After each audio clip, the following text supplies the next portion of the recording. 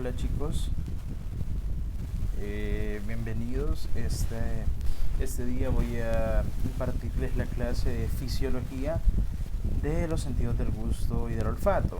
Mi nombre es Kevin Rivas, soy tutor del programa de estudios fisiológicos de ACMEA.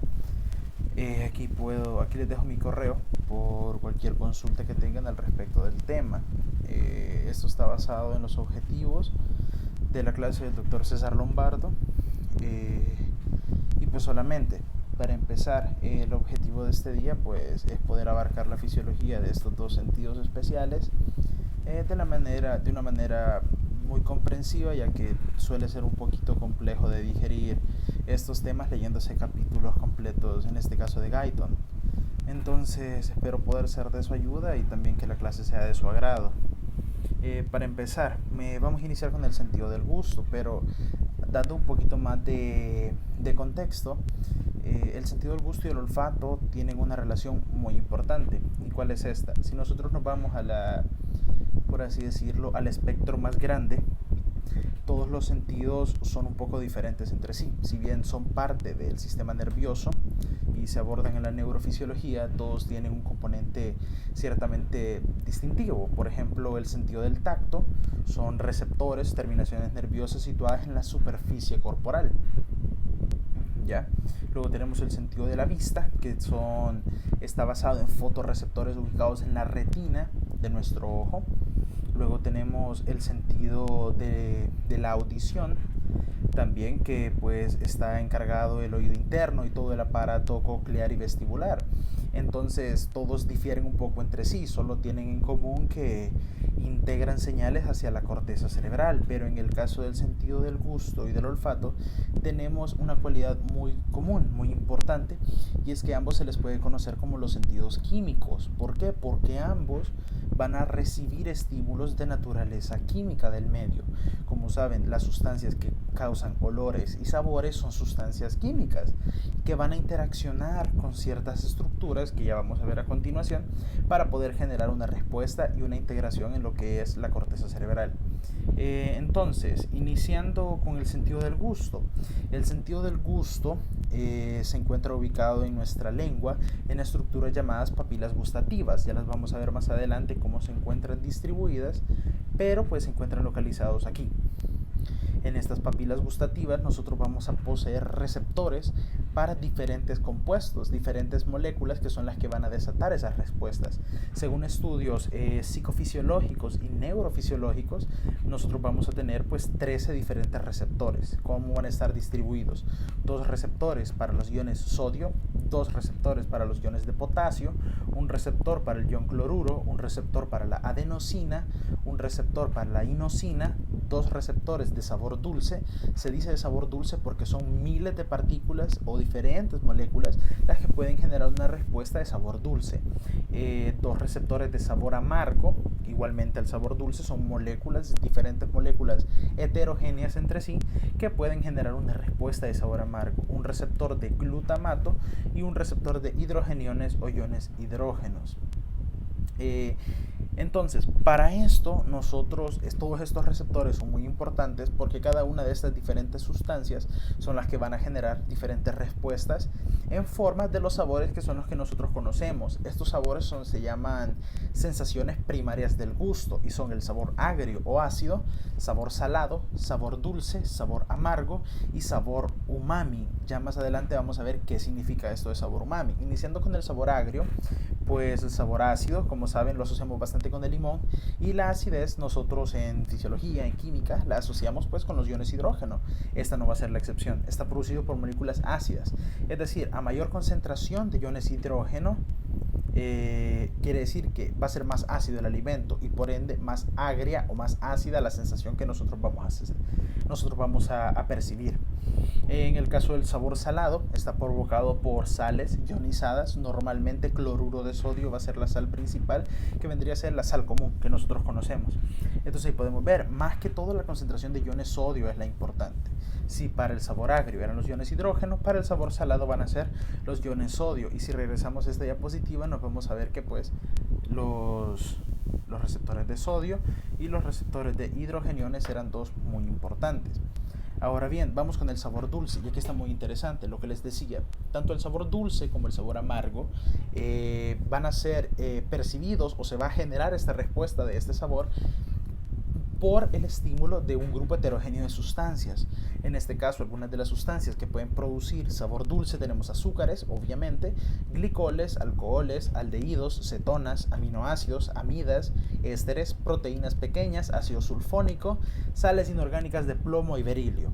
Aquí podemos ver que mencionamos el umbral. Este umbral quiere decir que cuánto es la cantidad que necesitamos nosotros de estos estímulos para poder percibir este sabor. Como vemos, el sabor agrio necesitamos 0,0009 moles, ahí es una N, está equivocado. En el caso del sabor salado, podemos ver que vamos a necesitar cloruro de sodio, 0,01 molar. Por ende, vamos a necesitar más estímulo para sentir un sabor salado que para un sabor agrio. Ahora bien, para el sabor dulce es similar al sabor salado, 0,01 moles. Bien, ahora vamos con el sabor amargo. Este sabor, igual que el sabor dulce, no se va a producir por un solo compuesto químico. Las sustancias que van a inducir este sabor son de dos tipos: sustancias orgánicas de cadenas largas que contienen nitrógeno y alcaloides. Ahora, el alcaloide es muy importante porque están incluidos en diferentes compuestos conocidos, como la quinina, la cafeína, todos consumimos café regularmente, estricnina y nicotina, que es la que se tiene en el tabaco, en el cigarro. Entonces, estos sabores normalmente son amargos, y como nos vamos a dar cuenta aquí, el umbral para un sabor amargo es ridículamente pequeño. ¿Y esto qué significa? Si el umbral es más pequeño, quiere decir que se va a necesitar una menor cantidad del estímulo para generar el sabor. ¿Y esto por qué es tan importante? Los alcaloides, es decir, estímulos que provocan el sabor amargo, normalmente, si se dan cuenta ustedes, cuando las cosas son amargas, con un poquito que nosotros probemos se desata esta sensación asquerosa y provoca el rechazo. Por esto es que nuestro cuerpo es muy interesante cómo va a poder interpretar con un umbral tan pequeño, ya que muchas toxinas peligrosas en los alimentos poseen alcaloides. Entonces, estos alcaloides son los que le van a dar a estas toxinas sabor amargo, que va a provocar que nosotros lo rechacemos. Bien, nos quedaba un sabor que es el que yo les había mencionado, que es el sabor umami. El sabor umami proviene del japonés, de la palabra, proviene del japonés, y significa, en japonés, significa delicioso. Es un sabor agradable que no se identifica con ninguno de los otros 4 tipos primarios de sensaciones gustativas. Normalmente se le asocia a un tipo de sabor como a carne. Entonces, este es el sabor umami. ¿Qué molécula es la encargada de ese sabor? El glutamato. Y si ustedes recuerdan, uno de los 13 receptores era el receptor de glutamato, en especial su isómero L-glutamato. ¿Ok? Ese es el que va a provocar el sabor umami. Muy bien, ahora vamos a ver un poquito de la anatomía y fisiología de la yema o botón gustativo. Estos botones gustativos están ubicados en las papilas gustativas. Como ustedes saben, hay 4 tipos de papilas gustativas: foliculadas, filiformes, circunvaladas, y se me quedan unas que son fungiformes. Entonces, los botones gustativos van a estar nada más en caliciformes, fungiformes y foliadas. Esto quiere decir que van a estar en estas rojitas, en estas azules lateralmente y en este surco en V, las caliciformes. Solo en esos 3 tipos de papilas gustativas vamos a tener botones gustativos, las filiformes no. Entonces, bien, esta yema o botón gustativo, ¿qué es en realidad? Bien, son grupos de 50 células. Este grupo posee 50 células alrededor y se dividen en 2 tipos. Y aquí podemos apreciarlo mejor en esta imagen. ¿Cuáles son los 2 tipos? Estas células moradas son células sustentaculares o células de sostén, que son las que van a estar diferenciándose en estas otras células amarillas. Aquí dice quimioreceptor, pero es una célula gustativa. Son los 2 tipos de células del poro gustativo. Esto que tenemos aquí es epitelio de la lengua, epitelio escamoso, estratificado de la lengua. Entonces, este botón gustativo, células de sostén, células gustativas. Las células gustativas van a poseer unas microvellosidades que son las que van a formar el poro. Este todo, este es el botón gustativo, pero este es el poro. El poro posee microvellosidades que son las que interactúan con las sustancias que ya les había mencionado, que son las que van a generar los estímulos. Y entonces, si se dan cuenta, a estos células gustativas están unidas fibras nerviosas aferentes. Entonces, cuando entra por aquí el estímulo gustativo, interacciona con las microvellosidades, van a transmitir la información a los nervios aferentes, y estos nervios aferentes son los que van a llevar la información al sistema nervioso central. ¿Sí? Esta es la manera de que esta vía funciona, ¿no? Entonces, ahora vamos a ver localización de las yemas gustativas. Como les digo, están en las papilas gustativas, y normalmente estas se van a diferenciar por sabores. El sabor ácido normalmente se encuentra en las zonas laterales, donde están las papilas foliculadas, ¿ok? El sabor salado se va a localizar en la parte anterior de la lengua. El sabor dulce un poquito más anterior, compartiendo un poco de homología con el sabor salado. Y el sabor amargo se va a encontrar en el dorso de la lengua. Vamos a avanzar. Como les decía, los tipos de papilas gustativas: tenemos las azules, son las foliadas, aquí lateralmente. Fungiformes son estas rojitas que encontramos aquí, y las caliciformes formando el surco en nube de la lengua. Las filiformes son este montón de pequeñas, y las filiformes no van a tener ninguno de los sabores específicos. Ahora bien, se cree, no se sabe con seguridad qué tipo de papila gustativa se asocia a qué sabor, pero sí se puede decir que cada una va a tener a uno de los 5 sabores principales: amargo, ácido, todos esos.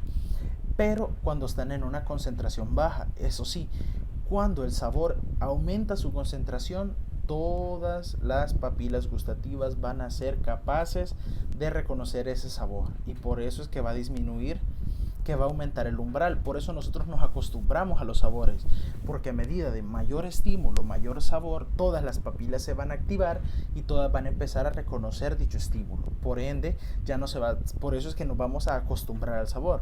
Ok, vamos a ver la localización. Como les digo, las caliciformes son un surco en nube. Esto lo vamos a dejar, ya lo habíamos mencionado, donde está cada una. Ahora, los mecanismos de transducción es un poco de lo que yo les decía. Como vemos, el sabor salado está el sabor salado tiene su molécula que la va a activar, son iones sodio. Entran al poro gustativo, a la yema gustativa, y va a causar despolarización. Como saben, es un canal de sodio que se va a activar, se va a despolarizar, y mediante esta despolarización es que se va a generar el potencial de acción que va a provocar la sensación de sabor. El agrio va a tener su molécula propia, los iones hidrógenos, que al entrar a la célula provocan cierre de canales de potasio, y eso va a despolarizar la célula.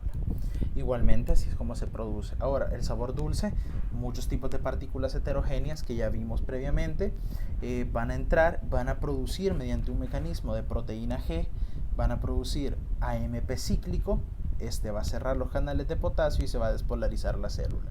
Y el amargo va a producir, al entrar con su receptor de proteína G, lo que se va a encargar de hacer es generar segundos mensajeros como fosfatidilinositol, trifosfato y calcio, y esto va a provocar liberación de neurotransmisores que van a luego despolarizar la célula para poder provocar la sensación amarga.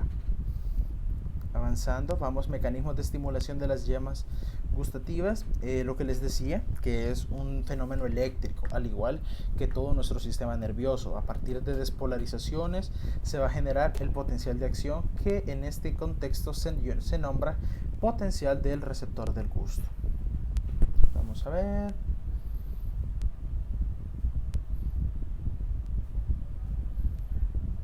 Eso es un poco más de lo mismo.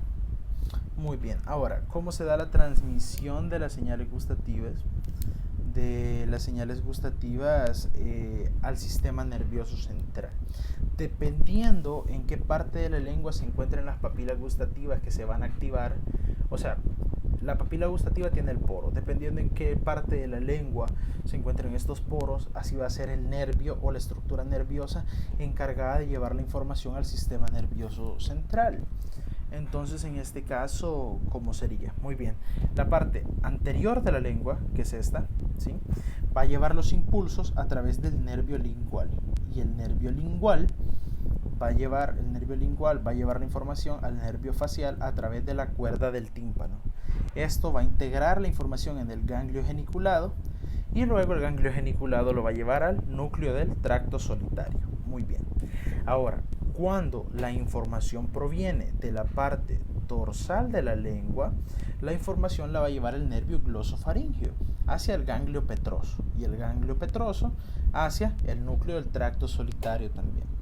Ahora bien, la información, porque papilas gustativas es cierto que hay en la lengua, pero también hay ciertas papilas gustativas que se van a encontrar en las partes posteriores de la cavidad bucal, como la faringe o como la epiglotis. Entonces, una vez esta zona también va a estar inervada, ¿por quién? Por elementos del nervio vago, y va a llevar la información hasta los núcleos del tracto solitario. Una vez llegando al tracto solitario, esta segunda neurona va a llegar a hacer una sinapsis al núcleo ventral posteromedial del tálamo, aquí, donde va a hacer sinapsis con la tercera neurona, que es la que va a llevar la información a la corteza gustativa, que se llama ínsula anterior opérculo frontal. Está en el lóbulo frontal, la corteza gustativa. Entonces, esta va a ser la señal o la forma en la cual los estímulos llegan hasta el sistema nervioso central. Ahora vamos a hablar de algunas anormalidades del sentido del gusto. Primero tenemos la ageusia. La ageusia es la pérdida de la capacidad de sentir o de percibir sabores. Luego tenemos la hipogeusia, que es una capacidad disminuida de percibir sabores. Eso quiere decir que no vamos a percibir todos los sabores o que se va a necesitar una mayor cantidad de estímulo para percibir el sabor. Luego vamos a tener la disgeusia, que es un signo clínico, que es el no percibir sabores. Vamos a ver, hay muchas enfermedades o medicamentos que pueden producir hipogeusia, que es la disminución de la capacidad para percibir sabores. Por ejemplo, fármacos como el captopril, un antihipertensivo, y la penicilina, que es un antibiótico, contienen grupos sulfidrilos. Y estos producen pérdida temporal de las sensaciones del gusto. Ninguna de estas es irreversible. Bien, ahora vamos a pasar a lo que es el sentido del gusto. El sentido del olfato, perdón. El sentido del olfato también está organizado y está basado en estímulos de naturaleza química, sustancias odoríferas. Entonces nos vamos a centrar primero en qué zona vamos a analizar al nervio olfatorio. Bien, primero que nada, las sensaciones del olfato se van a sentir en la parte superior de la cavidad nasal, exactamente en esta zona. Va a ingresar la sustancia odorífera hasta llegar al epitelio de la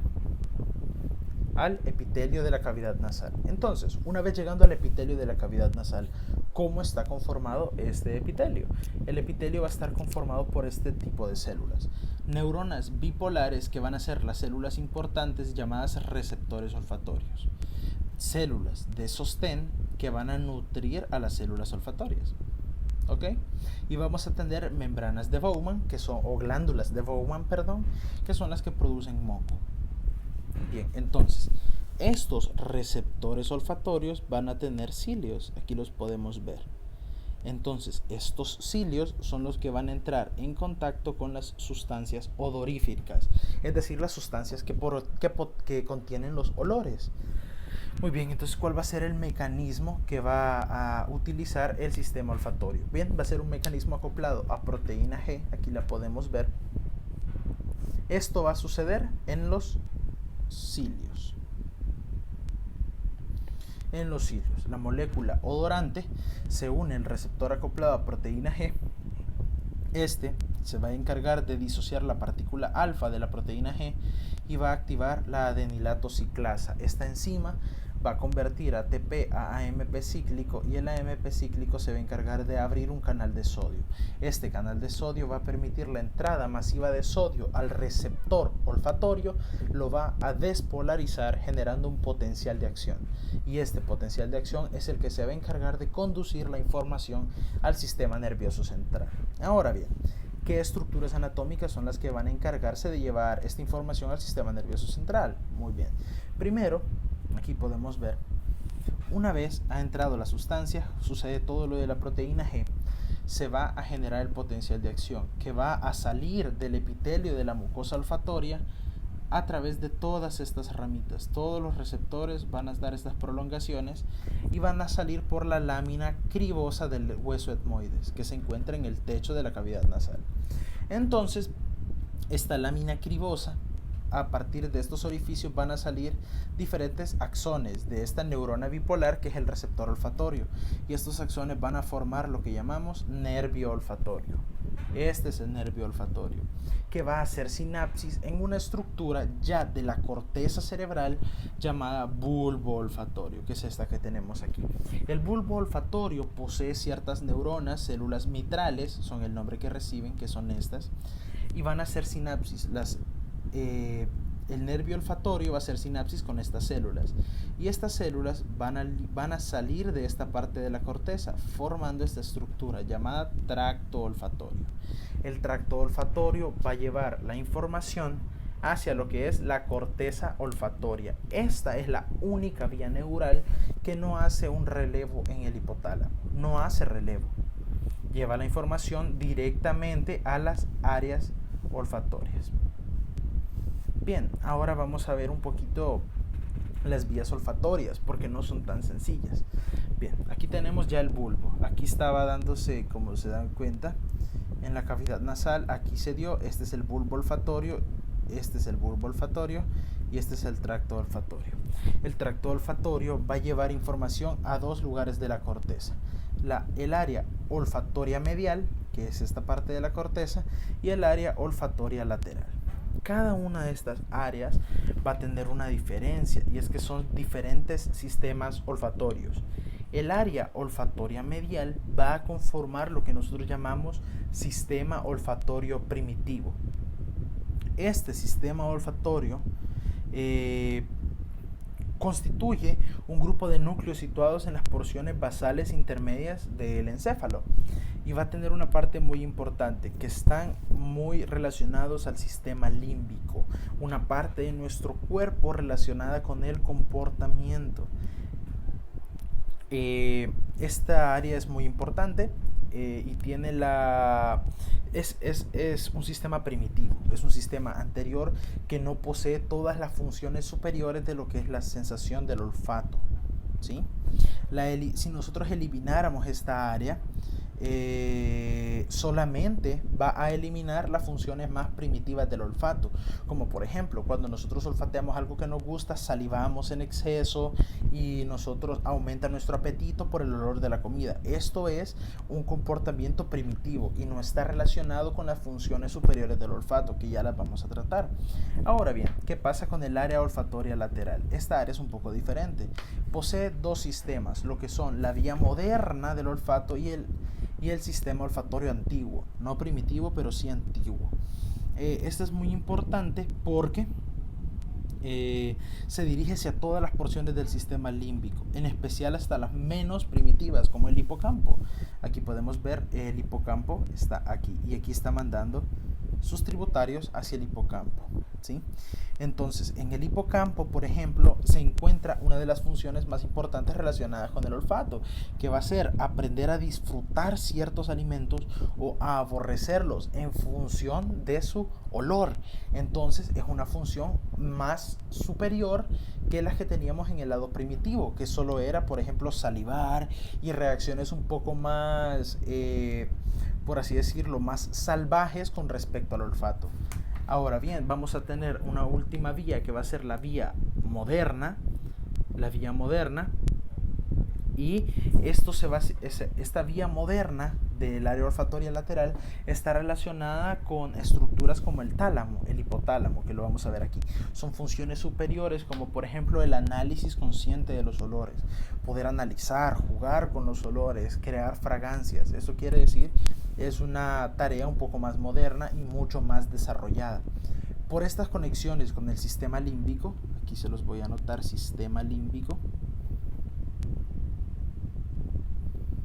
es que nosotros podemos asociar lo que es el olfato muchas veces a recuerdos. Olores nos recuerdan a personas, a situaciones y tienen una conexión emocional. Esto debido a este compartimiento de información que existe entre las áreas olfatorias estrictamente dichas de la corteza cerebral con lo que es el sistema límbico. El sistema límbico formado por estructuras como el hipocampo, la corteza temporal, la corteza orbitofrontal, el hipotálamo. Entonces, esas estructuras tan importantes que modulan el comportamiento y nuestros sentimientos tienen conexiones con el sistema olfatorio. Entonces, por eso mismo es que hay olores que a nosotros nos despiertan recuerdos. Este es otro ejemplo de la gran complejidad que puede alcanzar a entender las diferentes vías neurales. Entonces, vamos a hablar para finalizar de algunas anormalidades del sentido del olfato. Anosmia es la incapacidad total de poder percibir cualquier olor.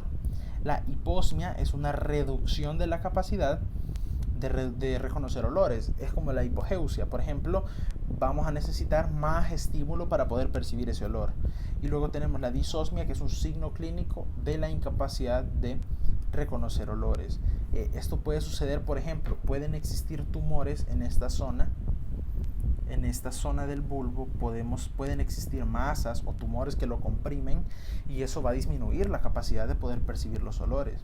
No solo van a ser problemas a nivel de la cavidad nasal. Y luego vamos a tener, por ejemplo, cuando hay daño en el cráneo y se daña el bulbo o el tracto olfatorio, igualmente. Eso sería todo por la clase del día de hoy. Como recuerden, cualquier duda que ustedes tengan, ahí está mi correo y yo con gusto puedo ayudarles. Espero que esta clase haya sido de su gusto y pues hasta la próxima.